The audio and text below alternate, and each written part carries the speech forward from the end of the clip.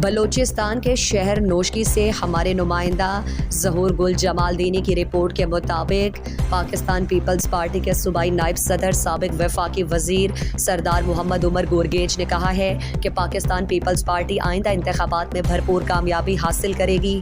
Pakistan Peoples party کے کارکن party کا اثاثہ اور پارٹی کی ریڑھ کی ہڈی ہیں۔ ان خیالات کا اظہار انہوں نے دورہ نوشکی کے موقع پر B&R ریسٹ ہاؤس میں پارٹی کارکنوں سے خطاب میں کیا۔ اس موقع پر پیپلز پارٹی کے ضلعی صدر میر عبدالرحمان خان جمال دینی، جنرل سیکریٹری ابراہیم بلوچ، نائب صدر حافظ شاکر ماندائی، بابو میر مزار خان پادینی، تحصیل صدر ندیم مینگل، میر صحبت خان جمال دینی، ملک اسد مینگل، ملک فہد مینگل، حضور بخش کلندرانی نے سردار عمر گورگیج کو نوشکی آمد پر خوش آمدید کرتے ہوئے کہا کہ پارٹی کے صوبائی نائب صدر نے ہمیشہ کارکنوں کی حال پرسی کی ہے۔ پیپلز پارٹی نے ہمیشہ نوشکی میں ترقی کے لیے کام کیا ہے۔